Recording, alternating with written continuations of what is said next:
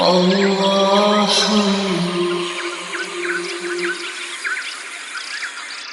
باللہ من الشیطان الرجیم بسم اللہ الرحمن الرحیم۔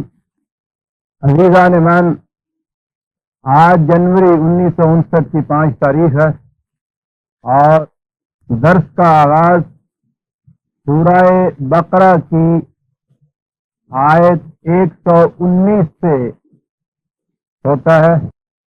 سابقہ آیت میں مخالفین کا یہ اعتراض سامنے لایا گیا تھا کہ خدا ہم میں سے ہر ایک سے براہ راست کلام کیوں نہیں کرتا اور یہ مدعی نبوت کوئی معجزہ کیوں نہیں دکھاتا۔ اس کے متعلق قرآن کا جواب میں نے عرض کیا تھا کہ انسانوں کی طرف وحی بھیجنے کا سلسلہ یہ نہیں کہ ہر انسان کی طرف خدا انفرادی طور پر وحی بھیجے۔ طریق یہ اختیار کیا گیا ہے کہ کسی ایک منتخب ہستی کی طرف یہ احکام بذریعہ وحی بھیجے جائیں اور وہ اس تعلیم کو دوسرے انسانوں تک پہنچائے۔ اور دوسری چیز یہ کہ معجزہ کیوں نہیں دکھایا جاتا، تو کہا کہ رسول اس مقصد کے لیے نہیں آتے۔ اس اگلی آیت میں یہ بتا دیا گیا کہ رسولوں کا منصب کیا ہوتا ہے، وہ کس مقصد کے لیے آتے ہیں۔ کہا کہ انا ارسلناک بالحق بشیرا و نذیرا ولا تسأل عن اصحاب الجحیم۔ عظیم آیت ہے جس میں منصب رسالت کو واضح کیا گیا ہے۔ رسول حقائق لے کر آتا ہے، اس کے پاس صداقتیں ہوتی ہیں اور اس کا منصب ہوتا ہے بشیر اور نذیر ہونا۔ وہ بتاتا صرف یہ ہے، لوگوں سے کہتا یہ ہے کہ اگر تم یہ طریق اختیار کرو گے، یہ روش اختیار کرو گے تو اس کے یہ خوشگوار نتائج ہوں گے، اور اگر تم یہ دوسرا راستہ اختیار کرو گے تو اس سے یہ تمہارا نقصان ہوگا۔ بس آپ دیکھیے کہ کتنی بڑی چیز ہے۔ دین کا منشا انسانی آزادی کو زیادہ سے زیادہ حد تک برقرار رکھنا ہے۔ بلند ترین ہستی دین میں رسول کی ہوتی ہے۔ رسول کا منصب یہ بتایا گیا۔ دوسری جگہ جو ہے قُلِ الْحَقُّ مِنْ رَبِّكَ فَمَنْ شَاءَ فَلْيُؤْمِنْ فَمَنْ شَاءَ فَلْيَكْفُرْ۔ یہ ایک حقیقت ہے جو تمہارے سامنے رکھ دی گئی، تمہارے خدا کی طرف سے یہ آ گئی۔ اب اس کے بعد جس کا جی چاہتا ہے اس کو قبول کر لے، جس کا جی چاہتا ہے اس سے انکار کر دے۔ اب آپ دیکھیے نا کہ یہ جس کا جی چاہتا ہے کتنی بڑی آزادی ہے جو دی گئی ہے، کوئی اوپر سے پابندی عائد نہیں کی گئی۔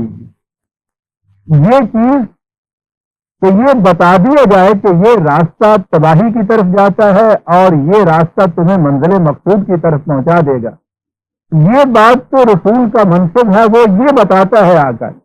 جیسا کہ میں ہمیشہ مثال میں کہا کرتا ہوں، زندگی کے ہر دوراہے پر ایک سائن پوسٹ لگا دیا جاتا ہے، یہ راستہ فلاں سمت کو جاتا ہے اور یہ ادھر کو جاتا ہے۔ اب ہر راہ رو حیات کو کہہ دیا جاتا ہے کہ یہ سائن پوسٹ ہے، اس کو دیکھ کے تم جون سا راستہ جی چاہے اختیار کرو۔ اب یہ چیز تو اس کی آزادی پہ منحصر ہے کہ وہ جون سا جی چاہے راستہ اختیار کرے۔ آگے جا کے مجبوری ہو جاتی ہے کہ یہ ہو نہیں سکتا کہ ہم یہاں سے گلبرگ سے چل کے جہاں جو سائن پوسٹ میں لکھا ہوا ہو کہ یہ راستہ مال کی طرف جاتا ہے اور جانا ہو ہم نے ماڈل ٹاؤن، ہم مال کی طرف کے راستے پہ چل پڑیں، تو اس کے بعد یہ ہمارے اختیار کی بات نہیں ہے کہ یہ راستہ ہمیں ماڈل ٹاؤن پہنچا دے۔ راستے کا اختیار کرنا ہمارے بس کی بات تھی، ہمارے اختیار میں تھا۔ پھر اس کے بعد وہ راستہ جہاں پہنچاتا ہے اس منزل کو ہم نہیں بدل سکتے۔ اسی کہتے ہیں اعمال کے نتائج، مقاصد عمل لا آف لٹل۔ یہ مقاصد عمل یا نتائج جو ہیں اعمال کے، اس کے لیے ابتداً شرط پری ریکویزٹ کنڈیشن یہ ہے کہ میری آزادی میسر ہو، مجھے اس کی آزادی حاصل ہو کہ جون سا راستہ میرا بھی چاہے میں اختیار کروں، پھر اس کے بعد اس کے نتائج میں بھگتوں۔ اور اگر ابتداً ہی میرے بس میں یہ بات نہیں ہو، مجھے وہاں کسی مقام پہ کھڑا کر کے کسی طرح مجبوراً چلا دیا جائے کسی ایک راستے پہ، اور اس کے بعد مجھے یہ کہا جائے کہ پھر بتاؤ تم یہاں کیوں پہنچے ہو، یہ بات غلط ہے۔ مینا سزد خدائرہ، رسول کا منصب صرف یہ ہوتا ہے، وہ بشیر ہوتا ہے، وہ نذیر ہوتا ہے۔ اور اسی لیے ابتداً پہلی آیت میں قرآن کے بتا دیا گیا کہ یہ ہدی للمتقین ہے۔ وہ لوگ جو زندگی کے راستوں کی خطرناک گھاٹیوں سے بچنا چاہتے ہیں، یہ ان کے لیے رہنمائی دیتا ہے۔ یعنی ایک تو وہ ہے کہ جو بچنا ہی نہیں چاہتا، وہ خودکشی کرنا چاہتا ہے، اس کے لیے تو سوال ہی نہیں ہے کہ صحیح راستہ ہو یا غلط راستہ ہو۔ پہلی شرط تو یہ ہے کہ وہ راستے کے خطرات سے بچنا چاہے اور صحیح منزل تک پہنچنا چاہے۔ پھر اس کے بعد یہ ضروری ہے کہ جہاں کراس روڈز آئیں، جہاں موڑ آئیں، وہاں کوئی نشانی ہونی چاہیے یہ بتانے کی کہ یہ راستہ کدھر جاتا ہے۔ اسے کہتے ہیں وحی، اسے کہتے ہیں منصب رسالت۔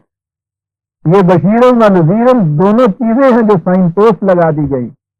اس راستے پہ جاؤ گے، یہ خوشگوار نتائج سامنے آ جائیں گے، یہ روش اختیار کرو گے، اس قدر نقصان تمہارا ہوگا۔ یہ کہنے کے بعد رسول سے یہ کہا دوسرے مقام پہ ہے کہ ہم دیکھتے ہیں کہ تو اپنی جان گھلا لیتا ہے اس غم میں کہ یہ لوگ اتنی وضاحت کے باوجود صحیح راستہ کیوں اختیار نہیں کرتے، کیوں غلط راستے پہ چل کے اپنی تباہی مول لیتے ہیں۔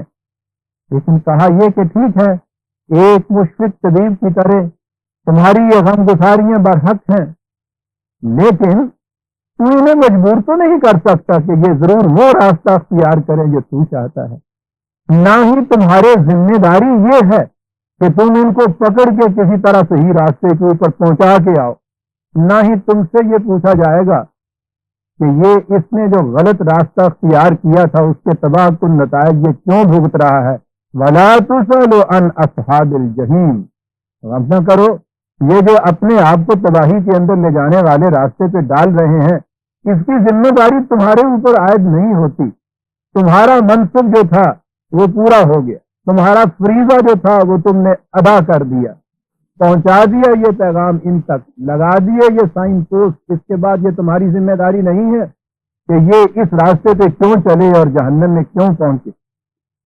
آپ دیکھتے ہیں کہ ادھر سے راستہ چلنے والے کی آزادی کو برقرار رکھا گیا، ادھر راستہ بتانے والے کی پوزیشن کو بتایا گیا کہ تمہاری ذمہ داری اسی حد تک ہے۔ دوسرے مقام پہ بالکل واضح الفاظ میں کہا کہ فَإِنَّمَا عَلَيْكَ الْبَلَاغُ وَعَلَيْنَا الْحِسَابُ 13/40 13/40 فَإِنَّمَا عَلَيْكَ الْبَلَاغُ وَعَلَيْنَا الْحِسَابُ، تمہارے ذمے تو صرف پہنچا دینا ہے اس کا، اور اس کے بعد پھر جو اس کا حساب ہے وہ کہا وہ ہمارے ذمے ہے، وہ حساب ہم کر لیں گے ان کے ساتھ، تمہارا یہ کام نہیں ہے۔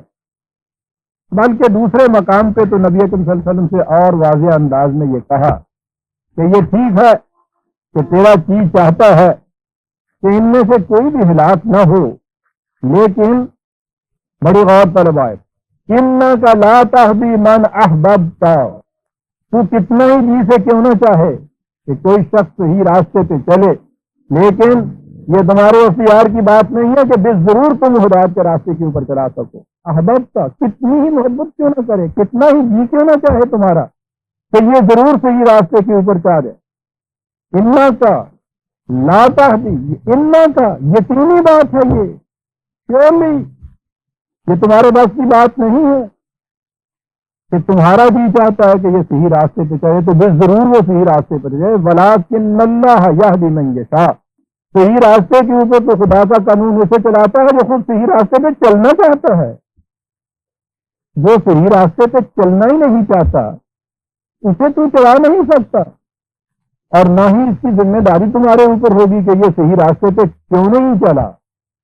اس کی ریفرنس ہے 28/56 28/66 غور فرمائے آپ نے کہ دین کے پروگرام کو کس وضاحت سے بتا دیا گیا. پیغام پہنچانے والے کا کام پیغام پہنچانا ہے. اس کی ذمہ داری کسی کو صحیح راستے کے اوپر مجبوراً چلانا نہیں ہے. مجبوری سے صحیح راستے پہ چلنے والا یہ کوئی نیک کام نہیں ہوتا. نہ مجبوری کی نیکی ہوتی ہے، نہ مجبوری کی گناہ ہوتا ہے. ضمن یہ بات سامنے آ گئی. آئے دن یہ اعتراض کیا جاتا ہے، مجھ سے کہا جاتا ہے کہ صاحب ٹھیک ہے قرآن کا درس ہوتا ہے، تم ان پیغام کو لوگوں کا پہنچاتے ہو، لیکن دیکھیے ایک درس کے اندر اس قسم کے لوگ آ جاتے ہیں صاحب، وہ یہ اس قسم کا جرم کرتے ہیں، اس قسم کے ان کے اخلاق ہیں، اس قسم کا ان کا کریکٹر ہے، تو کیا فائدہ ہوا تمہارا اس یہ قرآن سنانے کا؟ تم یہ بھی نہیں کر سکتے. تو میں اپنے متعلق خود نہیں کوئی بھی ڈیفینس پیش کرتا، میں تو یہ ڈیفینس پیش کر رہا ہوں جو خدا نے رسول اللہ صلی اللہ علیہ وسلم کی ڈیفینس پیش کی تھی کہ تیرا کتنا ہی جی کیوں نہ چاہے، جو صحیح راستے پہ چلنا نہیں چاہتا تو اسے صحیح راستے پہ چلا نہیں سکتا. تو وہ تو ذات اقدس و اعظم ان بلندیوں پہ تھی، میری نسبت ہی کیا ہے ان کے ساتھ. لیکن ڈیفینس یہی ہے، پیغام پہنچانے والے کا فریضہ پیغام پہنچا دینا ہوتا ہے، جبرن کسی کو صحیح راستے پہ چلا دینا نہیں ہوتا. دین آتا اس لیے ہے کہ جبر کو مٹا دے، آزادی کو برقرار رکھے، اور آزاد رہنے والا اپنے آپ کو جہنم میں پھینکنا چاہتا ہے تو وہ زبردستی اس کو روک کے جنت میں نہیں پہنچانا چاہتا، کہ زبردستی میں جنت میں پہنچایا جا نہیں سکتا، وہ جنت ہی نہیں ہوتی جس میں آزادی طلب کر کے کسی کی پہنچائی جائے. یہ ہے دین عزیزان من. اب اس کے بعد پھر اگلی بات قرآن نے کی. یہود و نصارہ کی باتیں چلی آ رہی ہیں، ان کے اعتراضات سامنے آ رہے ہیں، جواب دیے چلے جا رہا ہے. قرآن ریشنلی ڈسکس کرتا ہے، عقل و فکر کی بنیاد پر ان کے اعتراضات کو میٹ کرتا ہے، دلائل و براہین پیش کرتا ہے اپنے دعوی کی صداقت کے ثبوت میں. لیکن اس کے بعد وہ کہتا یہ ہے کہ وَلَن تَرْضَىٰ عَنْكَ الْيَهُودُ وَلَا النَّصَارَىٰ حَتَّىٰ تَتَّبِعَ مِلَّتَهُمْ، یہ کبھی تجھ سے راضی نہیں ہوں گے تا وقت کہ تو ان کا مذہب نہ قبول کر لے. اس سے بڑے کوئی شرطی نہیں ہے اور کوئی سوال ہی نہیں ہے. یہ بات نہیں ہے کہ یہ بات ان کی سمجھ میں نہیں آتی، دلائل و براہین کو اتنے قوی نہیں ہیں، یہ سب کچھ ہے، لیکن وہاں تو ایک ہی چیز ہے کہ ان کی ملت کو قبول کرو، ان کا مذہب اختیار کرو، تو پھر تو یہ ٹھیک ہے وہ تجھ سے راضی ہوں گے. اگر ایسا نہیں کرو گے تو پھر یہ تجھ سے راضی نہیں ہوں گے. عزیزان من، جو چیز وہاں اہل کتاب کے متعلق کہی گئی، آپ دیکھتے ہیں کہ ہماری فرقہ بندی میں یہی کچھ ہوتا ہے. دوسرے فرقے کے آدمی سے آپ کتنی ہی بات کر لیجیے، کتنے ہی دلائل دے دیجیے، کتنی ہی سندیں بہم پہنچا دیجیے، نصوص صریحہ قرآن کی آپ اس کے سامنے لے آئیے، لیکن آپ دیکھیں گے کہ وہ کبھی نہیں مانے گا. وہ راضی آپ سے اسی صورت میں ہوگا جب کہ آپ اس کے فرقے سے متعلق ہوگا. یہ ہے فینیٹسزم، یہ ہے مذہبی تشدد اور عصبیت. کہ سوال یہ ہے کہ میں حق پر ہوں، باقی سب جہنم میں جانے والے ہیں. اور اس کے لیے وہ ایک روایت جو ہمارے ہاں آ گئی ہوئی ہے کہ حضور نے فرمایا، حالانکہ نظر آتا ہے روایت کے اوپر ہی کہ کبھی حضور کا یہ ارشاد نہیں ہو سکتا تھا کہ میری امت میں 73 فرقے ہوں گے، ایک ان میں سے جنتی ہوگا، 72 سارے جہنم میں جانے والے ہوں گے. اور قرآن یہ کہتا ہے کہ کلو حزب بما لدیہم فرحون. پھر اس کے بعد ہوتا یہ ہے، ہر فرقہ یہ سمجھتا ہے کہ وہ جنتی تو میں ہوں، باقی سارے جہنم والے ہیں. اب اگر 73 کے 73 میں سے ہر ایک یہ سمجھے کہ میں جنت میں جانے والا ہوں، باقی سارے جہنم میں جانے والے ہیں، تو آپ دیکھتے ہیں کہ عصبیت کی گرہیں کتنی مضبوط ہو جاتی ہیں. حالانکہ سوال ہی نہیں، ان میں سے ایک قرآن کی روح سے اسلام میں فرقوں کا وجود شرک ہے. وَلَا تَكُونُوا مِنَ الْمُشْرِكِينَ مِنَ الَّذِينَ فَرَّقُوا دِينَهُمْ وَكَانُوا شِيَعًا. 30/31 30/31. دیکھنا کہیں مومن ہونے کے بعد تم نے پھر مشرک نہ ہو جانا. یعنی دیکھیے سوال پیدا ہوتا تھا کہ مومن ہونے کے بعد مشرک کس طرح سے انسان ہو جائے گا، بت پرستی شروع کر دے گا. کہتا یہ بات نہیں، یعنی ان میں سے نہ ہو جانا جنہوں نے اپنے دین میں فرقے پیدا کر لیے اور خود ایک گروہ بن کے بیٹھ گئے، اور پھر اس کے بعد نفسیاتی کیفیت یہ ہو جاتی ہے فرقہ بندی میں، کلو حزب بما لدیہم فرحون، پھر ہر گروہ یہ سمجھتا ہے، مگن ہوتا ہے اس میں جس کے اوپر وہ چل رہا ہوتا ہے، ہر ایک اپنے آپ کو جنت کا حقدار سمجھتا ہے، باقی سب کو جہنم میں جانے والا کہتا ہے۔ لہذا یہ سوال ہی نہیں تھا کہ بات تو یہ 73 ہوں گے اور ان میں سے ایک جنت میں جانے والا ہوگا۔ فرقوں کا وجود جو ہے وہ شرک ہے قرآن کی۔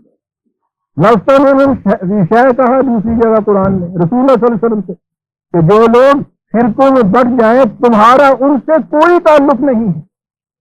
خدا کی میزان میں شرک، رسول کا ان سے واسطہ کوئی نہیں ہے، اس لیے کہ وہاں کیفیت یہ ہو جاتی ہے جو میں نے ابھی عرض کیا کہ ہر فرقہ پھر اپنے آپ کو تو جنت کا اجارہ دار سمجھتا ہے، مستحق ہی نہیں، اور باقی سب کو جہنم رسید کرتا ہے۔ وَلَن تَرْضَىٰ عَنْكَ الْيَهُودُ وَلَا النَّصَارَىٰ حَتَّىٰ تَتَّبِعَ مِلَّتَهُمْ۔ سوال یہ ہے کہ اس مقام سے پھر فیصلہ کیسے ہو؟ ہر ایک مدعی ہے اس بات کا کہ صحیح راستہ وہی ہے جس پہ میں ہوں، فیصلہ کیسے ہو؟ قرآن ہے برادران عزیز، بات اونچی کرتا ہے، ہدایت ہمیں دے، کہتا ہے فیصلہ یہ، اور میں سمجھتا ہوں کہ یہ ہے وہ فیصلہ جلی حروف میں جو ہمارے سامنے لکھا ہوا ہونا چاہیے۔ قل، ان سے کہہ دو، ان ھدی اللہ ھو الھدی، بات نہ تمہاری نہ بات میری، صحیح راستہ وہ ہے جسے خدا نے صحیح راستہ قرار دیا ہے۔ سند خدا کی ہونی چاہیے ہدایت کے لیے، کسی اور کی سند نہیں، اور خدا کی سند خدا کی کتاب کے اندر ہے، اس کے باہر کہیں نہیں۔ کوئی بات جو کسی کی طرف منسوب کر دی جائے، کوئی قول جو کسی بڑی سے بڑی شخصیت کا بھی کیوں نہ ہو، بڑے سے بڑے بزرگ بھی کیوں نہ ہو، معیار اس کے لیے یہ ہے کہ یہ اللہ کی ہدایت ہے یا نہیں۔ اس کے مطابق کوئی چیز کہتا ہے تو وہ صحیح بات ہے کیونکہ اس کے مطابق کہی گئی، لیکن ٹچ ٹون اس کے لیے، قسمتی اس کے لیے، معیار اس کے لیے، سٹینڈرڈ اس کے لیے ایک ہی ہے، ان ھدی اللہ ھو الھدی، خدا کی دی ہوئی ہدایت وہی الہدا ہے۔ الفاظ دیکھیے، انہوں نے یہ بات کہہ دی کہ یقینی بات یہ ہے، اس میں شک و شبہ کوئی نہیں ہے، ھدی اللہ صرف خدا کی دی ہوئی ہدایت وہی ہے جو الہدا کہلا سکتی ہے۔ یہ الہدا جو ہے یہ ایسی چیز ہے کہ جس میں یعنی اس کے سوا کوئی اور ہدایت ہے ہی نہیں۔ یہ معیار اگر سامنے رکھ لیا جائے عزیزان من، سارے تفرقے مٹ جاتے ہیں، فرقے ختم ہو جاتے ہیں۔ وَاعْتَصِمُوا بِحَبْلِ اللَّهِ جَمِيعًا وَلَا تَفَرَّقُوا، یہی حبل اللہ ہے کہ جس کے ساتھ اعتصام کا حکم دیا قرآن نے، اور اس کے معنی یہ ہوئے کہ یہ کر لو گے تو پھر تفرقہ پیدا نہیں ہوگا۔ اس لیے پیدا نہیں ہوگا کہ قرآن کے متعلق خود قرآن نے یہ کہا کہ میرے من جانب اللہ ہونے کی دلیل یہ ہے کہ مجھ میں اختلافی بات کوئی نہیں ہے۔ تو جس میں کوئی اختلافی بات نہ ہو اور وہ ہو ہمارے لیے سند، حجت، اتھارٹی، دلیل، برہان، تو بتائیے کہ اس کے ماننے والوں میں اختلاف کیسے پیدا ہو جائے گا، افتراق کیسے پیدا ہو جائے گا، فرقے کیسے بن جائیں گے اس میں؟ کسی آپ فرقے کو لیجئے، آپ دیکھیں گے کہ اس کی سند اور دلیل کسی نہ کسی انسان تک جا کے رک جائے گی، خدا تک نہیں پہنچے گی۔ خدا تک اگر پہنچنے والے ہوں گے تو دو شخصوں کے درمیان اختلاف نہیں ہوگا۔ خدا نہ کردہ اس کی ہدایت یہ نہیں ہے کہ وہ مجھے ادھر کا راستہ بتا دے اور آپ کو ادھر کا راستہ بتا دے۔ اتنا بڑا اختلاف جو ہے یہ تو کسی انسان کے کلام میں ہو، اس کو اٹھا کے پھینک دینا چاہیے کہ جائے کہ خدا کی ہاں یہ اختلاف ایسا موجود ہو، قطعاً نہیں ہے۔ اس لیے یہ کہا کہ ان ھدی اللہ ھو الھدی۔ اگلی جو چیز تھی کہ وہ ہر ایک ان میں سے یہ کہتا ہے کہ صاحب میرے فرقے کی طرف آ جائیے، اس کو بھی لانگ کیجیے، پھر ہدایت ملے گی۔ کہا کہ یہ چیز خالص جذباتی ہے، اس میں علم اور حقیقت کا کوئی دخل نہیں ہے۔ کیا بات قرآن کہا جاتا ہے، حقائق کو تو علم کی بنیاد کے اوپر لیا جاتا ہے، جذبات وہ چیز ہوتی ہے کہ جس میں آپ کا علم اور دلیل کا کوئی واسطہ نہیں ہوتا، وہ فکری چیز ہوتی نہیں ہے، جذباتی ہوتی ہے۔ کہا کہ وَلَا إِنِ اتَّبَعْتَ أَهْوَاءَهُمْ بَعْدَ الَّذِي جَاءَكَ مِنَ الْعِلْمِ، العلم آ جانے کے بعد، العلم قرآن ہے، وہی ہے، اس کے آ جانے کے بعد اگر تم ان کے جذبات کا اتباع کر جاؤ گے، مالا کا من اللہ من ولی ولا نصیر، ٹھیک ہے، پھر ان کے فرقے میں تو تم شامل ہو جاؤ گے، ان کی گروہ بندیوں کی تو تمہیں حمایت ہو جائے گی، خدا کی طرف سے تمہارا کوئی والی وارث نہیں ہوگا، اس کی طرف سے تمہیں کوئی نہ کوئی سرپرست مل سکے گا، پھر نہ کوئی حمایتی مل سکے گا، ٹھیک ہے، ان گروہوں میں جا چاہیے، ان کے جتھے میں شامل ہو جائیے جا کے، وہ تو تمہارے بن جائیں گے، خدا تمہارا نہیں رہے گا، رسول تمہارا نہیں رہے گا۔ کیجیے، یہاں سے یہ بھی چیز صاف ہو گئی کہ یہ جو گروہ بندیاں ہیں، فرقہ برندیاں ہیں، ان کی بنیاد جذبات پر ہے، حقائق پر نہیں ہے، اہل علم پر نہیں ہے، حقیقت پر نہیں ہے، جذباتی چیز ہے ساری، اور یہی وجہ ہے کہ ذرا سی بات ان کے فرقے کے یا ان کے عقیدے کے خلاف کہیے، او ہو نال براتش ہو کے مشتعل ہو جاتے ہیں سر، بھڑک اٹھتے ہیں، چھڑا گھوم دیتے ہیں سر۔ تفسیر و تفسیر تو روزمرہ کا مشغلہ ہے، گالیاں ہیں یہ کیا چیز ہے؟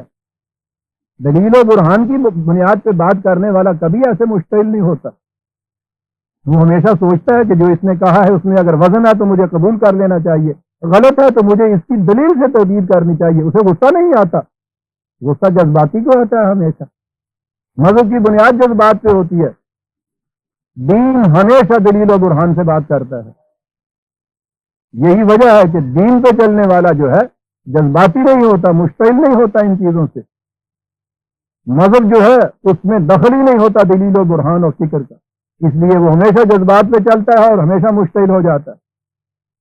مالک من ولی ولا نصیر، یہ تو ہے ان کی کیفیت جو گروہ بندیوں میں تمہیں شامل کرنا چاہتے ہیں، الذین آتیناہم الکتاب، لیکن یہ جماعت، یہ مومنین کی جماعت جن کو الکتاب دی گئی ہے، یہ جنہیں قرآن دیا گیا ہے، یاد رکھیے یہاں یہ قرآن کریم دیے جانے والی کتاب ہے، اہل کتاب نہیں ہے، یہ مغالطہ بعض لوگوں کو لگ جاتا ہے کہ جہاں الذین آتیناہم الکتاب ہو تو کہتے ہیں کہ یہ اہل کتاب کی بات ہے، یہ بات نہیں ہے، جماعت مومنین جنہیں یہ الکتاب ہم نے دی ہے ان کی روش کچھ اور ہے، روش کیا ہے؟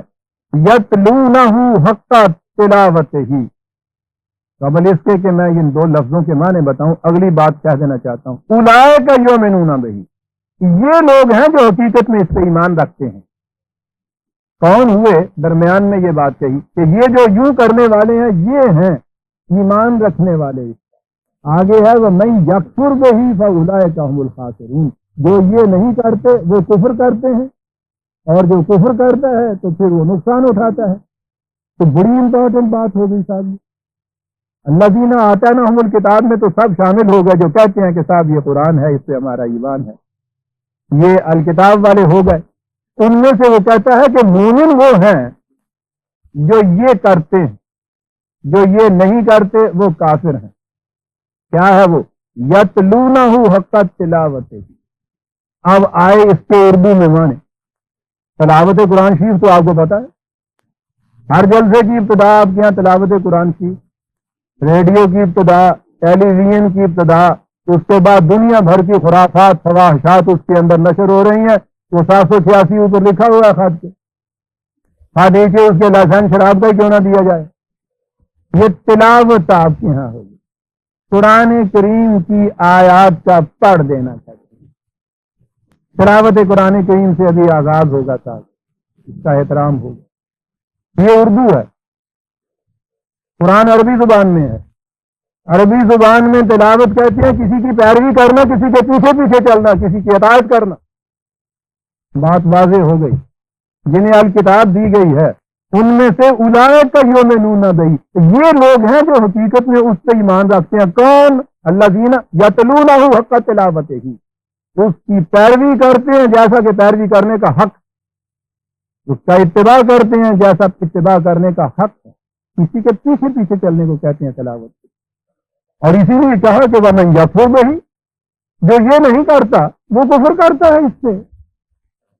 عزیزان من، ضابطہ ہدایت قانون کا کتاب دی جاتی ہے کہ اس کی اطاعت کی جائے، اس کا اتباع کیا جائے، اس کے مطابق عمل کیا جائے، یہ ماننا ہے۔ لیکن اب اس کے بعد ہمارے یہاں کیا ہوا؟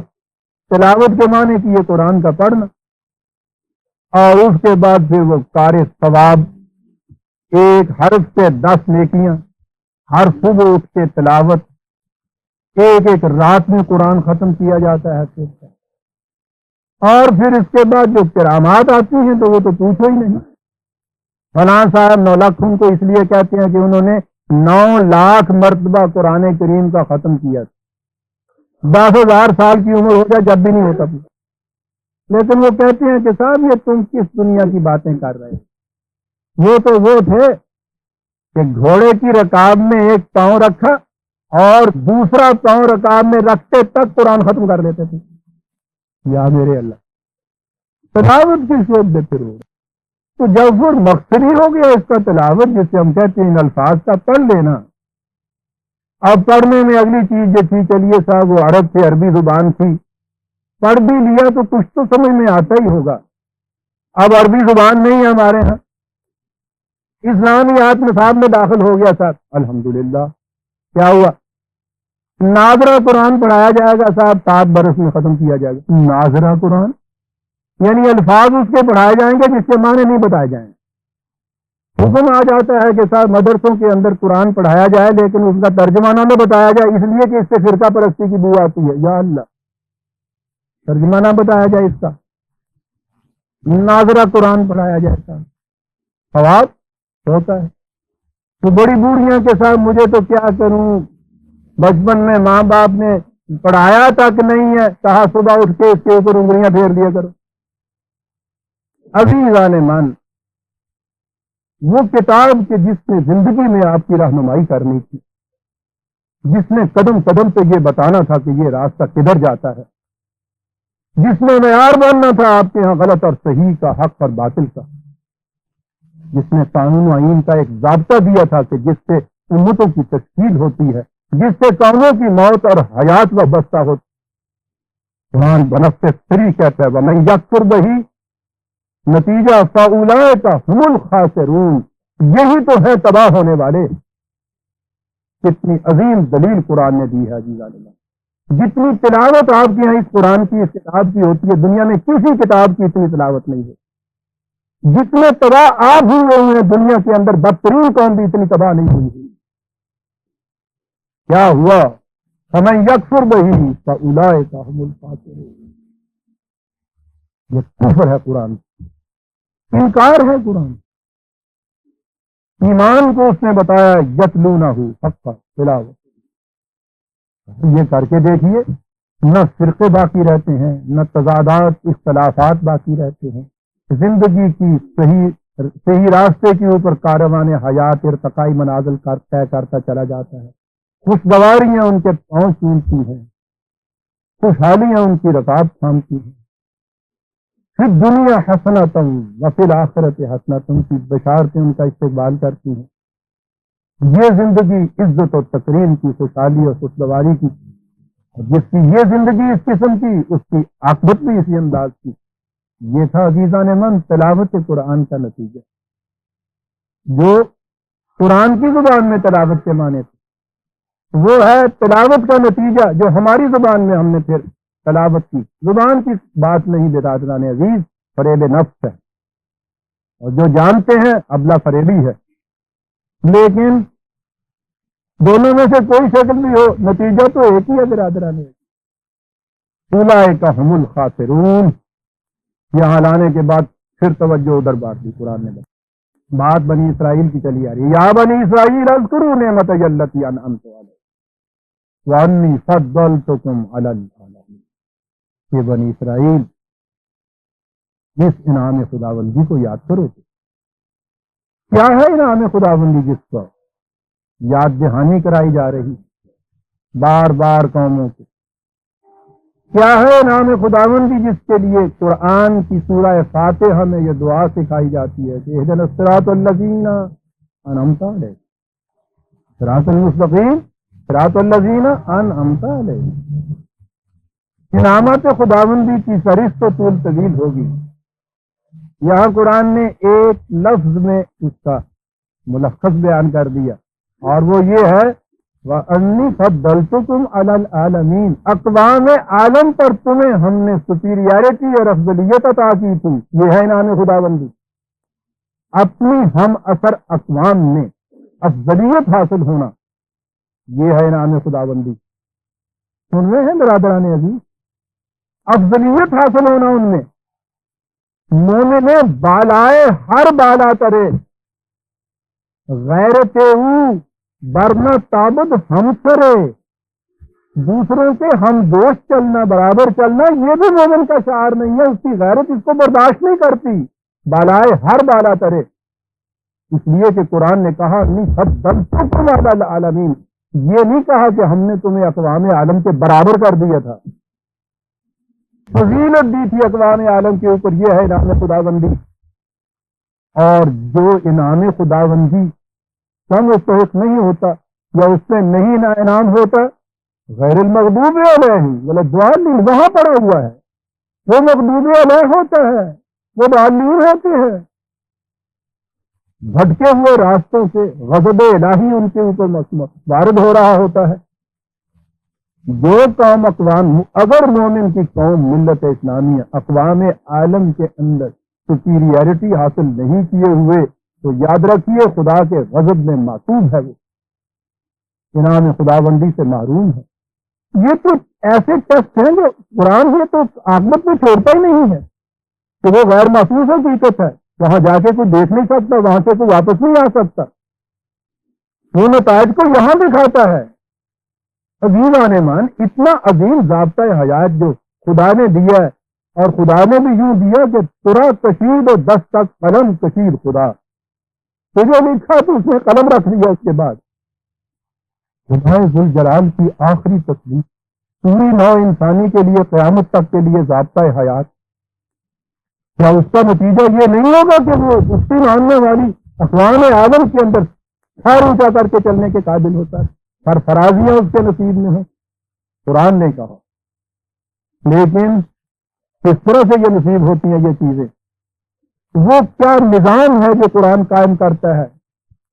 غور فرمائیے برادران عزیز. ایک جھلک اس کی سامنے آتی ہے.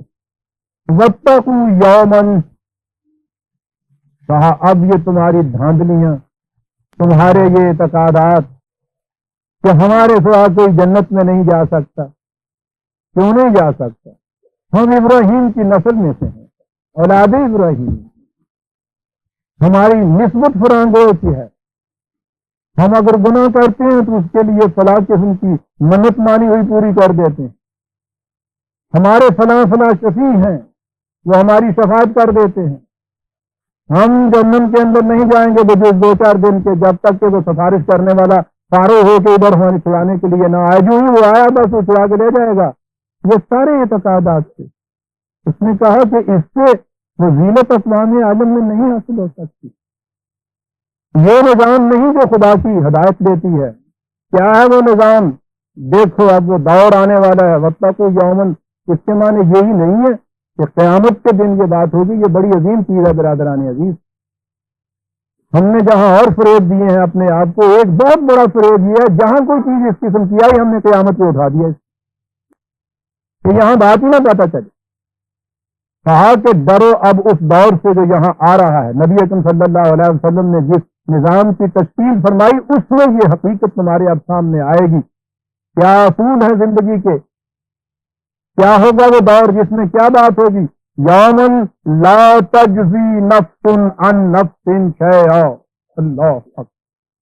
ہر انسان کا فیصلہ اس کے ذاتی اعمال، کردار اور جوہر اور صفات کے مطابق ہوگا. کوئی کسی دوسرے کے لیے کچھ نہیں کر سکتا. آن میرٹ ہر چیز کا فیصلہ. کتنا عظیم اصول ہے. بات قیامت تک کی نہیں ہے برادران. وہاں تو اعمال کے لیے موقع ہی نہیں ہے. وہاں تو صرف حساب ہے. کیا ہوا تو یہاں ہوتا ہے. وَلْتَنْظُرْ نَفْسٌ مَا قَدَّمَتْ لِغَدٍ. ہر انسان کو یہ دیکھنا چاہیے کہ میں مستقبل کے لیے آج کیا بھیج رہا ہوں. وہاں تو اس بھیجے ہوئے کا صرف حساب ہونا ہے. یہ یہاں کی بات ہے کہ یہ نظام اس قسم کا نظام ہوگا. باطل کے نظام میں تو بھروسہ ہی سارا اشخاص پہ ہوتا ہے. سیاں ہے کوتوال اب دار کا ہے گا. اس نظام میں سیاں کوتوال چھوڑ کے صدر مملکت بھی کیوں نہ ہو جائے. یومن لا تجزی نفس عن نفس شیئا. اور یہی وہ چیز تھی جس کے مطابق اٹھائے گا. ہر ایک کو اپنا اپنا بوجھ اٹھانا پڑے گا. آپ دیکھتے ہیں آپ کی ذمہ داریاں کس کی ہوتی ہیں, لادی کس کے اوپر جاتی ہیں. کوئی کسی دوسرے کا بوجھ نہیں اٹھا سکے گا. یوم لا تجزی نفس عن نفس شیئا ولا یقبل منها عدل, کوئی کچھ دے کے نہیں چھوٹ سکے گا. یہ بھی سوال نہیں ہے. اور اگلی چیز ولا تنفعها شفاعۃ, کسی کی شفاعت, کسی کی سفارش کوئی کام نہیں دے. لکھا تھا کہ یہ وہ نظام ہے جس میں یاد رکھو لا تزر وازرۃ وزر اخرى. عزیزان مان, یہ آیا ہے جلیلہ بھی ہمارے ہر ایوان حکومت کے دروازے کے اوپر جلی قلم میں لکھی ہوئی ہونی چاہیے. لا تزر وازرۃ وزر اخرى, کوئی بوجھ اٹھانے والا کسی دوسرے کا بوجھ نہیں. یہی چیزیں ہیں نا جس سے مجرم چھوٹ جاتا ہے آپ کے باطل نظام میں. اشخاص کے ساتھ تعلقات, کچھ دے دلا کر, سفارش پہنچا کر, کہتا ہے نہیں. اقوام عالم پہ فضیلت حاصل ہونے کے لیے یہ راستے نہیں ہیں. اس کے لیے اس قسم کا نظام ہونا چاہیے کہ مجرم کو جرم کی سزا ملے, جس نے کوئی چیز اس نے کردار کی ہے اس کی اپریشیشن, اس کا معاوضہ ہو. اس میں واسطہ ہی نہ ہو کہ اس کا تعلق کس سے ہے, ویل کنیکٹڈ بڑی فیملی کو بلانگ کر. ٹرم ملازہ فرمائیے, ریکمنڈیشن ہونی چاہیے. اور دے دلا والی بات تو پھر پوچھیے ہی نہیں. کسی زمانے میں مقدمے میں فیس کوڈ لگا کرتا تھا, اب اس کی بجائے ہر بات جو آپ نے کہیں درخواست دی ہے اس کے ساتھ نیچے کہتے ہیں کہ تو یہ لگائیے چاندی کی, نہیں تو کاغذ چلتا ہی نہیں. اس نظام کے اندر آپ چاہتے ہیں کہ فضیلت حاصل ہو اقوام عالم کی. ویزا نے من جو جیوے آئے آپ کر لیجیے. قوموں کی فضیلت ان کے انفرادی اور اجتماعی کردار اور کریکٹر کی بنا پہ ہوتی ہے. عزت کریکٹر سے ہوتی ہے. احترام اسی کا نام ہے. شرف انسانیت اسی سے پیدا ہوتا ہے. کہا یہ تھی وہ چیز. اور اگلی بات جو کہہ دی ہے وہ تو سب تپا دینے والی ہے. وَلَا هُمْ يُنصَرُونَ, جن کے ہاں اس قسم کے معیار قائم ہو جائیں گے, یہ باطل کے نظام, یہ خرابیاں پیدا ہو جائیں گی. یاد رکھو کوئی ان کی مدد کرنے کے لیے بھی نہیں آئے گا. ہو سکتا ہے کہ بھیک کا ٹکڑا تو آپ مانگ لیں کسی مدد, دوستی, وہ تو برابری کی ہوتی ہے. کہتا ہے یہ کیفیت ہوگی, لیکن اس کے لیے بڑے عزم, بڑی استقامت کی ضرورت ہے, بڑی قربانیاں کرنی پڑتی ہیں. اور اس کے لیے مثال پیش کی آپ نے اسی حضرت ابراہیم کی, جس کی طرف نسبت کرنے سے یہ بنی اسرائیل کہتے تھے کہ ہم بغیر کچھ کیے ہوئے جنت میں چلے جائیں گے. اسی ابراہیم کی مثال پیش کر رہے ہیں کہ جس ابراہیم کی اولاد ہونے پہ تمہیں ناز ہے اور تم کہتے ہو کہ ہم اس وجہ سے جنت میں چلے جائیں گے. تمہیں پتا ہے کہ ابراہیم کو یہ مقام کیسے حاصل ہوا تھا؟ وَإِذَ ابْتَلَىٰ إِبْرَاهِيمَ رَبُّهُ, یہ جو بلا کا لفظ ہے عربی زبان میں, ہمارے ہاں یہیں سے لفظ ابتلا نکلا. اور ابتلا کے معنی ہوتا ہے آزمانا کسی, آزمائش میں ڈالنا کسی کو. یہ آزمانا جو ہے آپ دیکھیں گے کہ جو معنی اس کے ہمارے یہاں لیے جاتے ہیں, خدا کی طرف اس بات کو منسوب نہیں کرنا چاہیے, بڑی غلط بات ہے. ہم آزماتے ہیں کسی کو جس کے مثلاً دوست ہے, اس کے متعلق یہ یقین نہیں ہے کہ وقت میں ہمارے کام آئے گا یا نہیں. کسی مشکل کے وقت اس کو ہم یہ بات کہتے ہیں اور اس کے بعد ہم آزماتے ہیں اس کی دوستی کو. اگر اس میں وہ پورا اترتا ہے تو ہم کہتے ہیں ٹھیک ہے. یعنی ہمیں پہلے یقین یا پتہ نہیں تھا کہ یہ کیسا نکلے گا, کیا کرے گا. پھر اس کے اوپر ہم ایک مشکل ڈالتے ہیں, پھر دیکھتے ہیں کہ وہ کیسا نکلے گا. خدا کے متعلق تو یہ چیز بڑی غلط ہے. وہ تو علیم و سمیع و خبیر ہے, اسے اس کی ضرورت نہیں ہے کہ وہ جاننے کے ساتھ یہ کیسا نکلے گا ایسے وقت, اس کو تو پتہ ہے. اس لیے خدا آزمائشوں میں نہیں ڈالتا. اور یہاں تو جہاں ہمارے ہاں جتنے بھی مقربین بارگاہ الہی یا بزرگان اعظام ہیں, ان کی خصوصیت یہ ہوتی ہے کہ صاحب اللہ میاں ان کو آزمائشوں میں ڈالتا رہتا ہے. چنگا یار نہ باجے, آزمائش نہیں ہوتی. ملام کے معنی ہوتا ہے مختلف مواقع بہم پہنچانا کسی کو, اپنی ذات کو خود ٹیسٹ کرنے کے لیے کہ میں کس مقام پہ کھڑا ہوں. جس میں خدا نہیں دیکھتا اس کو کہ یہ کیا اس کے اندر صلاحیت بیدار ہو گئی ہے. انسان کو اپنے متعلق کچھ پتہ نہیں ہوتا، غلط فہمیاں ہو جاتی ہیں بعض اوقات علم ہی نہیں ہوتا اپنے اندر کی صلاحیتوں کا.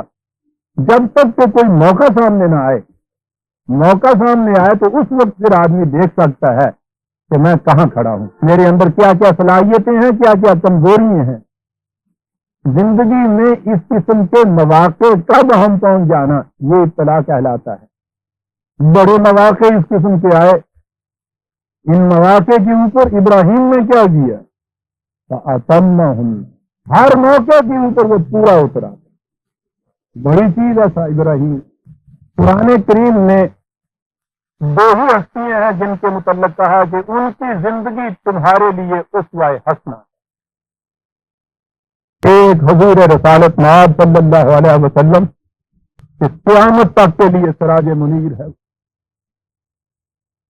شاہراہ حیات کے اوپر جو نقوش قدم حضور کے آگے جگمگاتے تاروں کی طرح کاروان انسانیت کے لیے رہنمائی کا کام دیں گے قیامت تک کے لیے اسوہ حسنہ. اور دوسری ذات ابراہیم علیہ السلام، دو ہی کے متعلق قرآن نے خصوصیت سے کہا. یہ تو نہیں تھا کہ قرآن کہے کہ ماڈل ہیں یہ تمہارے لیے. اگر اسکول میں کوئی ماسٹر بچوں سے کہے کہ اس ماڈل کے مطابق تصویر بناؤ اور ماڈل سامنے رکھے نہیں، جو یہ کہے گا کہ یہ ماڈل ہے اس کی ذمہ داری ہے کہ اس ماڈل کی تفصیل سامنے آپ کے رکھے. اور یہی وجہ ہے کہ قرآن کریم میں نبی اکرم صلی اللہ علیہ وسلم اور ابراہیم علیہ السلام کی زندگی جو ہے ان کے اصولی خط و خط ماڈل کی طرح سامنے رکھ دیا قرآن نے. یہ تھے یہ حضور کی سیرت طیبہ قرآن کے اندر محفوظ ہے، یاد رکھیے. اسی طرح حضرت ابراہیم علیہ السلام کے واقعات حیات میں کہاں کہا ہے یہ بڑی غور طلب چیز. لیکن پہلے اس سے ذرا دیکھ لیجئے کہ کیا کیا یہ مواقع آئے تھے، کیا کیا اس قسم کی آزمائشیں جسے ہم کہتے ہیں آئی تھیں. باپ ایک عظیم سلطنت میں ہیڈ پریسٹ، سب سے بڑا پجاری. آج ہم نہیں سمجھ سکتے کہ یہ پجاری یا پریسٹ جو ہے اس کی حیثیت کیا ہوتی. پجاری کا لفظ ہو تو مندر کا براہمن سامنے آ جاتا ہے، ہمیشہ دکشنا مانگتا ہے بیچارہ. اگر آپ کے ہاں مولوی یا پیر سامنے آ جاتے ہیں تو بھی آپ کے سامنے ہیں بیچارے جو ان کی کیفیت ہوتی. یہ پاکستان بننے کے بعد یہ آندھی کے دور ہیں، یہ سارے صاحب جائیداد ہو رہا ہے کہ موٹریں چل رہی ہیں، یہ ٹیلی ویژن مل رہی ہیں، ورنہ آپ کو معلوم ہے کہ جمعرات کی روٹیاں بیچاری ہوتے تھے. لیکن پہلے زمانے میں جب کہ ملوکیت کا گٹھ جوڑ ہوتا تھا مذہبی پیشوائیت کے ساتھ، مذہبی پیشوائیت سہارا ہوا کرتی تھی بادشاہت اور سلطنت کا. فرعون کے ساتھ حامان اگر نہ ہو تو فرعونیت چل نہیں سکتی تھی. ان کے جنود بتاتا ہے قرآن، لشکر ہوتے تھے. جیسے کہ وہ تاریخ پڑھ کے دیکھیے، سب سے زیادہ دولت مند جو دنیا میں ہوتا تھا اس زمانے میں بادشاہ نہیں ہوتا تھا، ہیڈ پریسٹ ہوتا تھا. سب سے بڑا اقتدار ہیڈ پریسٹ کا ہوتا تھا. جب تک یہ اس کو سریحا نہ دے دے، اس کے ماتھے کے اوپر تلک نہ لگا دے، بادشاہ نہیں بن سکتا تھا. اس کو اس کی فری محتاجی ہوتی تھی اور پریسٹ کے اوپر کوئی طاقت ہی نہیں ہوتی تھی تو خدا کا اوتار ہوتا تھا. اتنی بڑی قوت نے انگلش، آپ یورپ کی ہسٹری پڑھ کے دیکھیے اور دیکھیے چرچ نے وہاں کیا قیامت برپا کر رکھی ہوتی. انگلستان کے بادشاہ چرچ کے مقروض ہوتے تھے، بڑی قوتیں ہوتی تھیں ان کی. باپ اتنی بڑی عظیم مملکت میں ہیڈ پریسٹ حاضر، بیٹا وراثتاً اس گدی کا مالک. دیکھیے تو صحیح کہ کتنی بڑی عظیم چیز ہے. کیفیت کیا اس بیٹے کی؟ باپ سے کہہ رہے ہیں کہ ابا جان یہ کیا واہ حیاتی ہے کہ اپنے ہاتھوں سے مورتی گھڑتے ہو اور پھر اس کے سامنے جھکتے ہو اور دوسروں کو بھی جھکاتے ہو. توفہ تمہاری شکل چوت ہے. ارے تو ابراہیم کیا کہہ رہے ہو تم؟ اس کو اس سے واسطہ نہیں تھا کہ یہ پتھر اور اس کی مورتی کیا، اسے تو پتا تھا کہ ہیڈ پریسٹ کا مقام کیا ہے. ارے اتنی بات زبان پہ نہ لاؤ، کوئی تو یہ پریسٹ نہیں بنانے کا. اتنی بڑی چیز چھن رہی ہے. باپ خود کہہ رہا ہے کہ تم تو ایک طرف، میں خطرے میں محسوس کرتا ہوں اپنے آپ کو اگر تمہیں گھر میں رکھوں. تم نے اگر یہ باتیں نہ چھوڑی تو یاد رکھو نکال دوں گا یہاں سے، وطن بدر کرا دوں گا، میں دیش نکالا دلوا دوں گا، رہنے نہیں دوں گا یہاں۔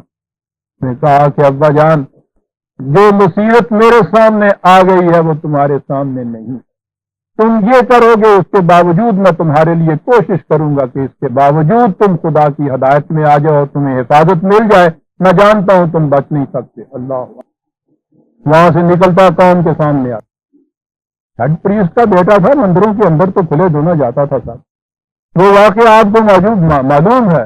تو اتنا بڑا معبد جو ہے مملکت کا سب سے عظیم، اس میں سب سے عظیم ان کے یہاں کے جو بت اور دیوتا رکھے ہوئے ہیں، ضرب قدیمی سے ان کو پاس پاس کر کے رکھ دیا۔ ستارہ پرست قوم تھی، ایک ایک ستارے کو توڑ کے رکھ دیتا۔ لا يحب الآفلین، جو آج چڑھتا ہے کل غروب ہو جاتا ہے، میں اسے پسند نہیں کرتا۔ کیا فکریں ہیں ابراہیم کے ساتھ، بادشاہ کے سامنے جا پہنچتا ہے۔ میزان من سوچیے تو صحیح، کھانے کا سپاہی مان نہیں ہوتا ہے، ذرا مقابلہ کر کے تھی دیکھو، اس زمانے کا بادشاہ جس کو نمرود کہا جاتا ہے، اس کے سامنے جا کے کھڑا ہو جاتا ہے، کہتا میری قوت اور میرے اقتدار سے تم انکار کر رہے ہو، کون سا وہ خدا ہے تمہارا اس قسم کا؟ موجود ہے قرآن میں، جب آئیں گی آیتیں تو میں تفصیل بتاؤں گا۔ انہوں نے کہا کہ وہ جو مارتا ہے وہ زندہ کرتا ہے، اس نے کٹ حجتی کی کہ میرے حکم سے یہاں پھانسی دی جاتی ہے، میرے حکم سے پھانسی پانے والے مجرم کو چھوڑ دیا جاتا ہے، زندگی اور موت میرے اختیار میں ہے۔ یہ بات اس نے کی، اصول سے مناظرہ نہیں شروع کیا، سمجھ گئے کہ اس کا ذہن کس طرف جاتا ہے، محسوس چیز کو سمجھنا چاہتا ہے، ایبسٹریکٹ حقائق کو نہیں سمجھنے کی صلاحیت رکھتا، یہ سمجھنا چاہتا نہیں ہے۔ کہا میرا رب وہ ہے جو ہر صبح مشرق سے سورج کو نکالتا ہے، اگر تیری قوت ہے تو مغرب سے نکال کے بتاتا، بہت اللہ بھی کرتا۔ بات میں یہ کہہ رہا تھا کہ یہ مقامات ہیں جس میں سے ابراہیم گزر رہا ہے، اور اس کے بعد اتنی بڑی سلطنت میں اتنا بڑا مقام وجاہت، منصب عزت و شرف اور دولت، اتنی بڑی قوم کا ایک فرد، اور اس کے بعد کیفیت یہ ہے کہ جب یہ سارا کچھ کیا ہے تو کہا انی ذاہب الی اللہ، پلہ جھاڑ کے اٹھتا کہتا ہوں میں چلا اپنے اللہ کی طرف۔ اللہ تو ہر جگہ تھا، کہاں جا رہا ہے یہ سب کچھ چھوڑ؟ وہ کہ جہاں خدا کا نظام عملاً متشکل ہو سکے، یہاں نہیں ہو سکتا وہاں ہو سکتا ہے۔ یاد رکھیے عزیزان ایمان، تکوینی اعتبار سے خدا ہر جگہ موجود ہے، انسانی نقطۂ نگاہ سے خدا وہی ہوتا ہے جہاں خدا کا نظام کار فرما ہوتا ہے، وہاں خود، ورنہ اگر وہاں خدا نہیں ہوتا تو ابلیس اور شیطان ہوتا ہے، طاغوت ہوتا ہے۔ انی ذاہب الی اللہ، کیا عجیب بات، یہ اسوہ حسنہ ہے۔ اب میں لاتا ہوں وہ مقام جہاں میں نے کہا تھا کہ اسوہ حسنہ جو ہے کہاں قرآن نے کہا ہے، ابراہیم کی زندگی میں، والذین معہ کی زندگی میں، 60/4، 60/4، قد کانت لکم اسوۃ حسنۃ فی ابراہیم والذین معہ، ابراہیم اور اس کے ساتھیوں میں تمہارے لیے بہترین حسین ترین ماڈل ہے زندگی کا، ایسے بنو۔ ماڈل کے معنی یہ ہوتے ہیں نا، اور ضمن یہی سے سارے آپ کے یہ مسائل جو آپ کی ساری انرجی کو آج سب کر رہے ہیں کہ حضور نور تھے یا بشر تھے، میں اس قسم کے نظری مسائل میں نہیں الجھا کرتا، لیکن آپ دیکھیے بات کتنی صاف ہو جاتی ہے کہ جس کی زندگی ہمارے لیے ماڈل کہی گئی ہے کہ تم نے ایسا بننا ہے، اگر ہم نے انکار ہی نہیں ویسا بننے کا تو ماڈل ہمارے لیے کس کام آئے گا؟ ایک نور کا پا کر جو ہے ایک بشر، اس کے لیے وہ ماڈل ہو نہیں سکتا۔ انا بشر مثلکم، انا بشر کیوں کہتے تھے حضور بار بار؟ کبھی غور کیا آپ نے؟ ہر شخص جانتا تھا کہ ہمارے جیسے انسان ہے، ایک انسان کا یہ کہنا کہ میں تمہارے جیسا انسان ہوں، اتنی بڑی چیز ہے۔ وہ کہا اس لیے تھا کہ مجھے جو میری زندگی کو جو ماڈل تمہارے لیے پیش کیا ہے تو یہ نہ کہہ دینا کہ صاحب وہ تو خدا کے رسول تھے، ان کا کیا ہے صاحب، کسی کی ضرورت ہے، بندہ بشر ہے، توبہ توبہ توبہ استغفر اللہ، توبہ کر، کتنے ہو صاحب، کتنے تم کتا ہے۔ خدا کہتا ہے کہ ماڈل ہے تمہارے لیے، ماڈل بننے والا یقین دلاتا ہے یہ کہہ کے کہ ہمیں بشر مثلکم، قربان جائے خدا کو، سب کے جائے رسول۔ بابا میں تمہاری جیسا، تو جب میں بھی کچھ بن سکتا ہوں تو ہر بشر یہ کچھ بن سکتا ہے. یہ ہوا ماڈل ہونا. قد كانت لكم اسوة حسنة في ابراہیم والذین معه اذ قالوا. سنت کہاں آیا ہے یہ ماڈل؟ کیا بننا ہے مومن کو جن کے لیے ماڈل بنایا گیا ہے؟ اذ قالوا لقومهم، اپنی پوری قوم کو للکار کے کہہ دیا، انی براء منکم ومما تعبدون من دون اللہ، تم سے اور یہ جو تمہارے معبودان باطن ہیں ان سے میں اظہار نفرت کرتا ہوں، بری ذمہ ہوں میں ان تمام سے، میں اپنے سارے تعلقات منقطع کرتا ہوں ان سے. عزیزان من، جن کے لیے یہ ماڈل بنایا گیا تھا گریبان میں منہ دیکھ حیثیت یہ ہو جاتی ہے یا ہو چکی ہوئی ہے کہ غلط کوش اور غلط کار حاکم تو ایک دو رائے تو بڑی چیز ہوتا ہے. حاکم کی تو ہر غلطی کا بھی حسن کیا ہے کہ اس کی تعریف کا جائے. سبحان اللہ صاحب کیا بات ہے آپ، اتنی چیزیں بھی مدہوش نہیں ہوتے کہ آپ ہی کا کام. ہاں بہت کم دیکھے ہم نے صاحب اپنے آپ کو اتنا کنٹرول رکھنے والے. عزیزان من، جن سے محض ملاقات ہوتی ہے، دوستی ہوتی ہے، تعلق ہوتا ہے، اس کی برائی کو بھی نہیں کہتے، اس کو نہیں کہتے. کون برا بنتا پھر میاں، اس نے اپنی قبر میں جانا، ہم نے اپنی قبر میں جانا ہے. جب کسی قوم میں یہ کیفیت پیدا ہو گئی، سمجھ لیجیے کہ ساری قوم قبر میں چلی گئی. قبر بھی ہو بھی پسیاں پندے ہوں گے آنے والے. پوری قوم سے اعلان کر کے کہا جا رہا ہے. ایک والذین معہ کی کون سی کوئی اتنی بڑی جماعت تھی؟ قرآن نے تو یہ کہا کہ بھتیجے اپنے تھے لوط، وہ ایمان لائے ہوئے تھے، وہ ان کے ساتھ اور ہوں گے کچھ ہوتا ہے. پوری قوم سے للکار کے کہا جائے گا تم سے تمہارے معبودوں سے دونوں کے اوپر نفرین. تم سے والی بات تو برداشت ہو سکتی تھی، یہ مما تعبدون کو یہ کہنا. اور تعبدون صرف پرستش والی بات نہیں ہے برادران عزیز، یہ معقولیت کا بھی تعلق ہے. یہ اور ان کے سارے حاکم جتنے سب اس کے اندر آ جاتے ہیں. کفر نہ دیکھو، ہم تم سے کفر اختیار کرتے ہیں. وَبَدَا بَيْنَنَا وَبَيْنَكُمُ الْعَدَاوَةُ، تمہارے ہمارے درمیان پھر یہ دشمنی ہے. کتنے بار چیلنج بھی چلا جا رہا ہے، یہ دشمنی ہے. بھائی کوئی صورت بھی کمپرومائز کی، کوئی شکل بھی اس دشمنی کو دوستی میں بدلنے کی. سنیے برادران عزیز کنڈیشن، ہاں بینکم العداوۃ والبغضاء ابدا، ہمیشہ کے لیے عداوت بغضاء وہ ابدا، ہمیشہ کے لیے. قرآن حتی تؤمنوا باللہ وحدہ، تا وقت کہ تم بھی ایک خدا کے قانون کے تابع نہ ہو، اس وقت تک کے لیے قطع تعلق دشمنی بغضاء تمہارے اور ہمارے درمیان. ہاں لقد كان لكم فيهم أسوة حسنة لمن كان يرجو الله واليوم الآخر، جو بھی خدا اور آخرت پہ ایمان لانے کا امیدوار ہے ان کے لیے اس میں اسوہ حسنہ ہے. دیکھ رہے ہیں برادران عزیز، اذا ابتلى ابراہیم ربہ بکلمات فاتمہن، بہت سے مواقع اس قسم کے اس کے سامنے آئے، ہر موقع کے اوپر اس معیار انسانیت سے پورا اترتا چلا گیا. نتیجہ اس کا آخرت میں جنت یقینا تو ہے. کیا یہی بات اسی سے ہم مطمئن ہو جائیں؟ سنیے عزیزان من، اس زندگی بسر کرنے کا نتیجہ قالا، اس نے کہا تم پورے اترے ہو، انی جاعلوں کا للناس اماما، نو انسانی کی امامت تیرے حصے میں آ. امامت نو انسانی، leadership of the entire nations of the world. بڑے مواقع آتے ہیں عزیزان من زندگی میں اس قسم کی اجتماعی حیات میں. کم از کم یہ خطہ پاک تو اس نے اس لیے ہمیں محبت میں کیا تھا کہ تمہیں انسانیت کی امامت مل جائے. بہت بڑی اپرچونٹی آئی تھی ہمارے ہاتھ. یہ اعلان کسی نے نہیں کیا تھا 1000 برس سے کہ ہم خدا کا نظام قائم کرنے کے لیے خطہ زمین مانگتے ہیں. اللہ دیا اس نے، آیا ایک واقعہ، ایک اپرچونٹی آئی.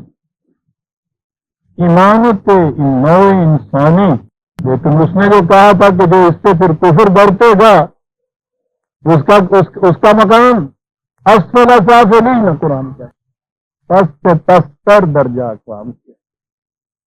کہا کہ وہ پورا اترا. قال انی جاعلک للناس اماما. انسانیت کی امامت کبریٰ تیرے حصے میں آ گئی. اب دیکھا برادران عزیز، فرد کے لیے امامت کیسے ملتی ہے. یہ کیریکٹر فرد میں پیدا ہو. کون کو امامت کس طرح ملتی ہے؟ یہ کیریکٹر کون میں پیدا ہوتا کیسے ہے؟ وہ نظام کا ہو، وہ جو پہلے آیت میں کہا گیا ہے، لا تجزی نفس عن نفس شیئا ولا یقبل منها عدل ولا تنفع شفاعۃ. اس نظام کے اندر یہ کیریکٹر پیدا ہوتا ہے. اس کیریکٹر سے اقوام عالم میں اس قوم کو افضلیت ملتی ہے. یہ امامت ان کو حاصل ہو جاتی ہے. قرآن تھا ایسا کہ جس کے الفاظ بدلے نہیں جا سکتے. مسئلہ آ گیا ایسا مشکل، کریں کیا؟ اکبر نے کہا ڈرنے کی بات نہیں، میرے قرآن دانی سے نہ ہو جائے تم خطا صاحب. مجھے تفسیر بھی آتی ہے، اپنا مدعا کہیے، گل کا کہنا کی ہوگا. مجھے تفسیر بھی آتی ہے قرآن کی یہ آیات. پوچھتا یہ ہوں کہ ان میں کہیں کوئی چیز ایسی نہیں ہے جو تفسیر طلب بھی ہو، لیکن مجھے تفسیر بھی آتی ہے. اپنا مدعا کہیے. مدعا آئے تو جی جتنے پینڈیاں یعنی کہ گل کے میں بنے پھیرے چلے، کوئی گل نہیں ہے. پہلی بات تو یہ ہو گئی کہ جب طلع ابراہیم ربہ بکلمات، بہت سے مواقع بہت سی باتوں میں ابراہیم کے سامنے ہم نے کیا آزمایا کیا دیجیے جسے، اور وہ قرآن نے بتایا کیا کیا مواقع. آپ کو پتا پھر اس آیت کی تفسیر میں آپ کے یہاں کیا کہا گیا؟ غور سے سنیے گا. تفسیر ابن کثیر بڑی معتبر تفسیر ہمارے ہاں. اس تفسیر میں مفسر کا اپنا قول نہیں، وہ ان چیزوں کو بیان کرتا ہے حدیثوں کی روح. یعنی یہ تفسیر جو ہوتی ہے یہ کہیں یہ جاتی ہے کہ یہ رسول اللہ صلی اللہ علیہ وسلم کی تفسیر. اندازہ لگائیے برادران عزیز جرتوں کا منسوب کہاں کی گئی. جب یہ چیز کسی سے کہہ دی جائے کہ صاحب یہ حضور نے یہ تفسیر فرمائی ہے، کون سا وہ شخص ہے کہ جو جرت کر سکے یہ کہنے کی کہ صاحب یہ تفسیر صحیح نہیں، یا میں اس سے بہتر تفسیر کر سکتا ہوں، معاذ اللہ معاذ اللہ. سنیے کہ وہ کیا چیزیں ہیں اس تفسیر کی روح سے، کہ کیا کیا چیزیں تھیں جس کا ابراہیم کے سامنے پیش کی خدا نے، اور پھر وہ ان کے اوپر پورے اترے اور یہ اس کا نتیجہ نکلا. 5 چیزیں تھیں. لبے ترشوانہ پوری ہونے دی، پہلے تو یہ حال ہو گیا. ناخن کٹوانا، بغلوں کے بال لینا. بیٹیاں اور بہنیں بیٹھی ہوئی ہیں منہ زیر ناک سے، ختنہ کرانا. ایک روایت میں اضافہ ہے، ناک صاف کرنا، مسواک کرنا، جمعے کا غسل کرنا. غور فرمایا آپ نے؟ خدا نے ان مقامات پر ابراہیم کو آزمایا. ہوا اترا، ہم نے کہا جاؤ انی جاعلک للناس اماما. عزیزان من، ہنسنے کا مقام نہیں، خون کے آنسو رونے کا مقام ہے کہ جب آپ کے سامنے اس تفسیر کو یہ کہہ کے پیش کیا جائے کہ حضور نے یہ فرمایا تھا، کہیے اس کے بعد کلیجہ شک ہوگا. امامت موئی بات سننے میں آئی کہ امامت لگے مصیبہ امام بنا دیتا ہوں بیٹھی گئی. امامہ کا امام نقشہ سامنے آ گیا نا تو یہ امام بنا دیتا مصیبہ. انہوں نے ایسا چیزیں ہونی چاہیے. داڑھی لمبی، لبے ترشی ہوئی، ناخن ترشے ہوئے، جمعے کا غسل، ناک صاف کی ہوئی. وہ اگر سے آستین سے ہی کرتے ہیں وہ یہ ہے عزیزان من ان آیات کی تفسیر. اور وہ تھا جو قرآن نے کہا کہ زندگی میں اس قسم کے مہمات مسائل اس کے سامنے آئے، اس قسم کی گھاٹیاں اس کے سامنے آئی، ایک ایک میں وہ پورا اترا. اور اس کے بعد پھر ہم نے کہا کہ ہم اب تو اس قابل ہو گیا ہے کہ انسانیت کی امامت سے اور امام کے معنی عزیزان من صرف آگے چلنے والا یا لیڈر ہی نہیں ہوتا. یہ تو عظیم چیز ہے عربی زبان. اس سے پہلے بھی عرض کر چکا ہوں، پھر بتاؤں. یہ جو دیوار بنائی جاتی ہے معماروں کے پاس وہ ایک آلہ سا ہو. آلہ کیا ہوتا ہے؟ ایک تاگے کے ساتھ نیچے وہ ڈٹو باندھا ہوا ہوتا ہے. سال کہتے ہیں شاید وہ سال اس لیے رکھتے ہیں آپ کو پتا ہے اوپر اینٹ سے باندھ کے انہوں نے نیچے لٹکا رکھا ہوتا ہے. کاہے کے لیے ہوتا ہے؟ اس سے وہ دیکھتے ہیں کہ دیوار سیدھی اٹھتی چلی جا رہی ہے. اسے عربی زبان میں امام کہتے ہیں. وہ کہ جس سے ماپا جائے کہ امت کی دیوار سیدھی جا رہی ہے کہیں ٹیڑھی تو نہیں ہو رہی. اور اسے تو صرف امت کے لیے نہیں کہا، جائلوں کا للناس امام ہو. تو یہ دیکھتا تھا کہ انسانیت کے لیے جو دیواریں کھڑی کی جا رہی ہیں وہ سیدھی اٹھ رہی ہیں، غلط تو نہیں اٹھ رہی کہیں. یہ تھا وہ امامت. یہ ہے آپ کے ہاں کا پھر تفسیر کے بعد امام مسجد. بڑی چیز دی امامت نو انسانی. اگلے الفاظ سنیے برادران عزیز. قال ومن ذریتی. آہا، کہا کہ یہ انی جائلوں کا تھا عربی تجھے، تم بھی نہیں کہا تھا. وہ فرد کے جوہر ذاتی ہے، اسی فرد کے متعلق یہ کہا جا رہا ہے. کہا کہ میری اولاد کے متعلق. غور فرمایا آپ نے قرآن کتنی عظیم چیز کہہ گیا ہے. بڑی خطرناک گھاٹی ہوتی ہے عزیزان. قرآن نے یہ کہا ہے کہ بیوی بچوں کی محبت وجہ زینت ہے زندگی میں، اور انہی بیوی بچوں کے متعلق یہ کہا ہے کہ یاد رکھو بیوی بچے فتنہ ہیں تمہارے لیے. اور دوسرے مقام پہ ہے کہ سب سے بڑے دشمن یہ ہو جاتے ہیں تمہارے.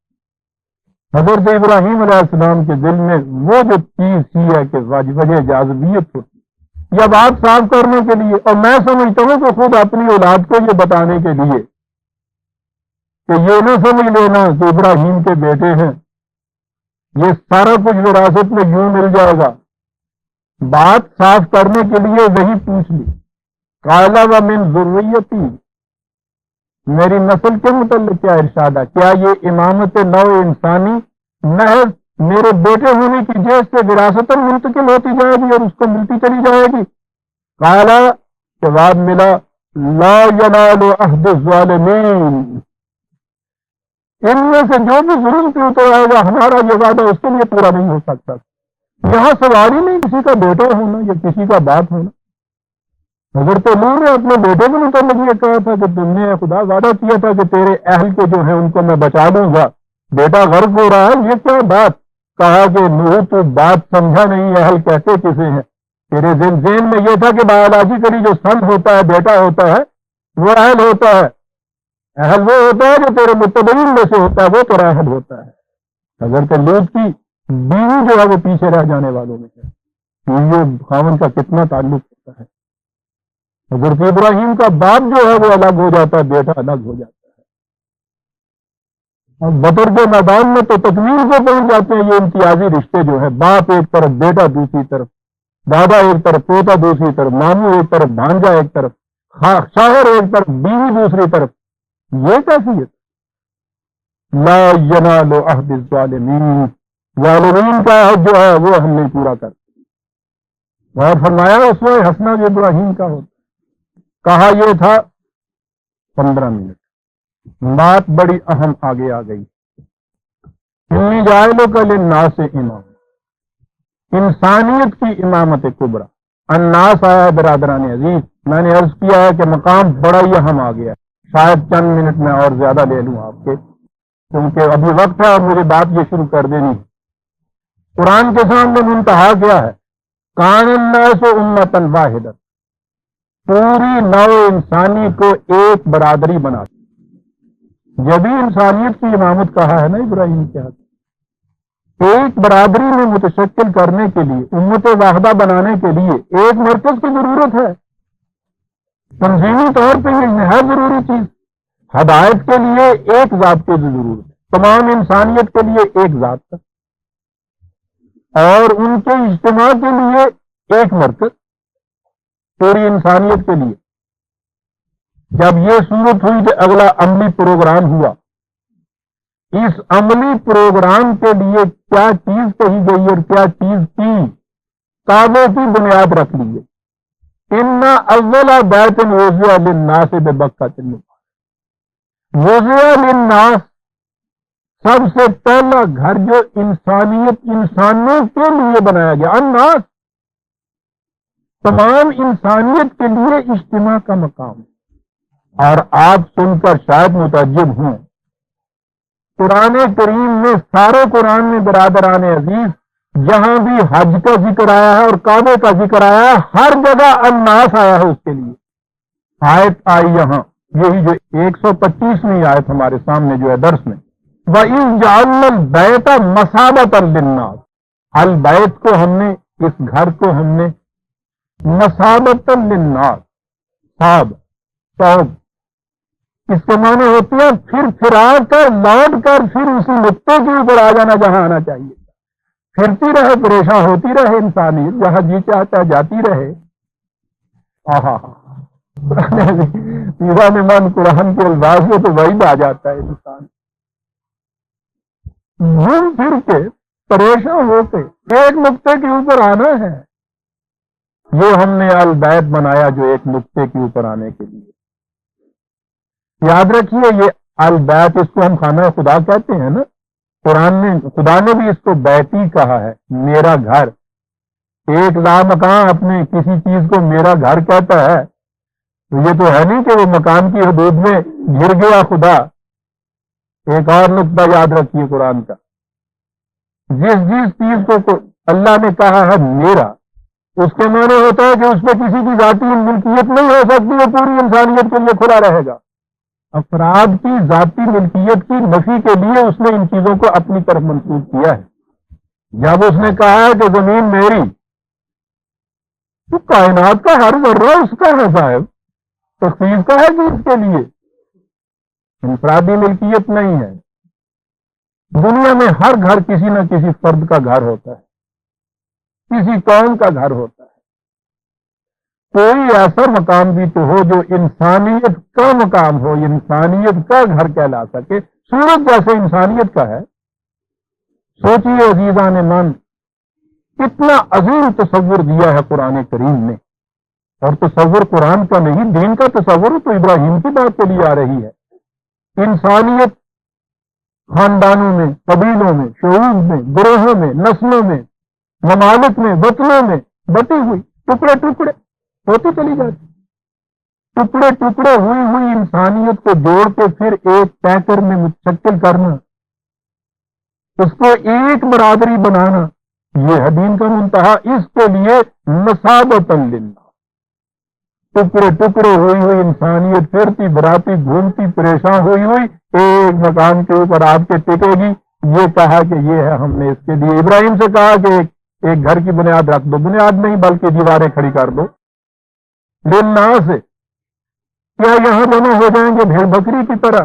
ایک لفظ ہے وَأَمْنًا، اور نور میں امن نصیب ہو جائے گا.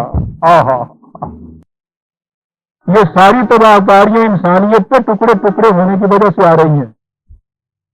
ایک برادری بنا دیجئے، ایک نظام دے دیجئے، ایک ضابطہ حیات دے دیجئے، امن قائم ہو جاتا ہے.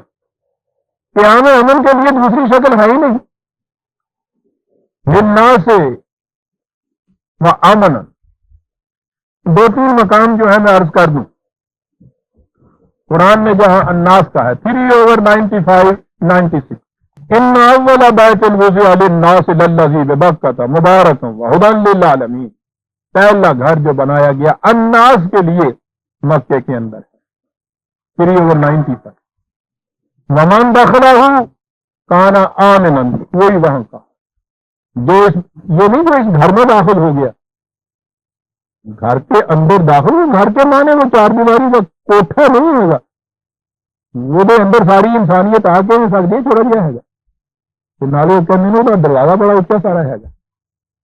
بہرحال مقصود یہ نہیں ہے کہ جس نظام کا یہ سمبل ہے، جس نظام کی یہ علامت ہے، پایا تخت، تخت، جھنڈا، یہ نظام کی علامتیں ہوتی ہیں نا. جب یہ پاکستان کا جھنڈا سامنے آپ کے آتا ہے خاص سنیما ہال میں ہی ہو تو آپ کو کھڑا ہونا پڑتا ہے نا. وہ لکڑی کا ڈنڈا اور وہ کھڈے کا ٹکڑا یا کپڑا نہیں ہوتا، وہ علامت ہوتا ہے آپ کی مملکت کا. اس کا احترام آپ کی مملکت کا احترام ہوتا ہے. اس لیے من داخل ہو کے معنی ہوا جو اس نظام میں داخل ہو گیا کہ جس کا مشہور مرکز یہ کعبہ ہے، کانا آمنن، وہ امن میں ہو گیا۔ اور آگے سنیے، وَلِلَّهِ عَلَى النَّاسِ حِجُّ الْبَيْتِ مَنِ اسْتَطَاعَ، الناس کے لیے اس گھر کا حج تو ہے، للہ، کسی اور مقصد کے لیے نہیں، خدا کے پروگرام کی تکمیل کے لیے الناس کے لیے ضروری ہے کہ یہاں آگے جمع ہو۔ اور فرمایا اس نے یہ الناس پھر یہاں آیا 5/97 ایک اور آیت نکال لی 5/97 جعل اللہ الکعبۃ البیت الحرام، خدا نے کعبے کو اس واجب الاحترام گھر کو کیا بنایا؟ قیاما للناس، ایک ایسی چیز بنایا جس سے پوری انسانیت اپنے پاؤں پہ کھڑے ہونے کے قابل ہو جائے گی۔ بڑی چیز ہے اپنے پاؤں پہ کھڑے ہو جائے، کسی سہارے کی احتیاج نہیں رہے۔ یہاں پھر الناس کہا ہے، میں نے عرض کیا تھا 9/57 22/55 سورہ حج 22/55 25 سوری مسجد الحرام الذی جعلناہ للناس سواء العاکف فیہ والباد، وہاں کے رہنے والے ہوں یا باہر کے ہوں، سب کے لیے یکساں طور پر کھلا ہوا مقام، الناس کے لیے۔ ایوان من، یہ تصورات اس دور کے اندر دینا، آپ دیکھیے تو صحیح، یہی تو مقام جہاں نظر آتا ہے کہ کسی انسان کا کلام نہیں یہ ہو سکتا، ساری انسانیت کے لیے کھلا ہوا شہر، ادھر سے کھلا ہوا شہر، سواء العاکف فیہ والباد۔ اور یہیں سے ایک ہمارے ہاں شریعت کا مسئلہ آیا، نبی اکرم صلی اللہ علیہ وسلم نے جو فرمایا، نظر آتا ہے کہ کتنی صحیح حدیث ہے، چمکتی ہوئی موتیوں کی طرح۔ آپ نے یہ فرمایا تھا کہ مکے کے مکانات کو کرائے پہ نہیں دیا جا سکتا، کیونکہ قرآن نے کہا، خدا نے کہا سواء العاکف فیہ والباد، موتوں تو ہڈیاں ہی بج کے ہوں گی، انہیں کھال لال ہے میں نے کہا۔ 25 27 کسی آیت کی 22/27 ابراہیم سے کہا جا رہا ہے، وَأَذِّن فِي النَّاسِ بِالْحَجِّ، الناس میں، انسانیت میں اعلان کر دے یہاں اکٹھے ہونے کے لیے، کاہے کے لیے وہ اعلان کر دے یہاں جمع ہوں، کاہے کے لیے جمع ہوں؟ زمزم کے پانی کی گناہ تو ہم نہیں کہ آن لگے کٹیاں پار کے تو تھوڑی کڑیاں یا کھجوروں لے آؤں، کہا لوگوں کو اعلان کر دو کہ یہاں آئیں، کاہے کے لیے؟ لِیَشْهَدُوا مَنَافِعَ لَهُمْ، اپنی آنکھوں سے دیکھیں کہ انسانیت کی بہبود کے لیے ہم کیا کر رہے ہیں۔